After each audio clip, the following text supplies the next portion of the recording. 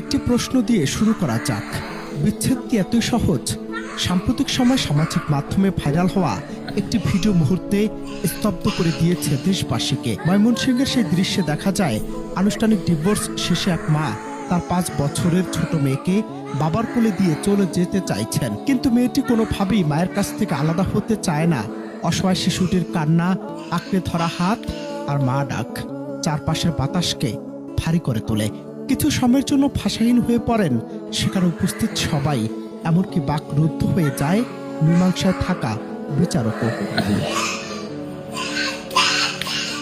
আমাদের সমাজে ডিভোর্সের পর বাবা মা হয়তো নতুন করে জীবন শুরু করেন, নতুন সঙ্গী খুঁজে নেন, কিন্তু মাঝ পথে হারিয়ে যায় সন্তানের রঙিন শৈশব।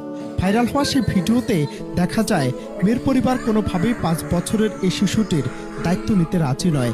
ফলে আইনগত বিচ্ছেদ হওয়ার পর মা যখন সন্তানকে বাবার জিম্মায় দিয়ে চলে যাচ্ছিলেন, তখন শিশুটির গগন বিধারী চিৎকার বুঝিয়ে দিচ্ছিল সে না পারছে মায়ের মমতা ছাড়তে, না পারছে অনিশ্চিত ভবিষ্যতের সাথে মানিয়ে নিতে।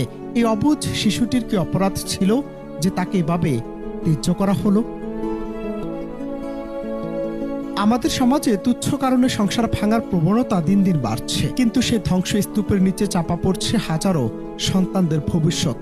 মনোবিজ্ঞানীদের মতে বাবা মায়ের বিচ্ছেদ একটি শিশুর মানসিক বিকাশে দীর্ঘমেয়াদী ক্ষত তৈরি করে। তারা না পায় মায়ের সেই চিরচেনা আদর, না পায় বাবার নিরাপদ আশ্রয়। ময়মনসিংহের এই ঘটনাটি আমাদের চোখে আঙুল দিয়ে দেখিয়ে দিচ্ছে যে স্বামী স্ত্রীর ইগল লড়াইয়ে শেষ পর্যন্ত নিঃস্ব হয় তাদেরই রক্ত মাংসের সন্তান, যার কোনো বিকল্প নেই। পরিশেষে আজ প্রশ্ন জাগে, বিচ্ছেদের আগে বাবা মায়েরা কি একবারও তাদের সন্তানের চোখের দিকে তাকান না?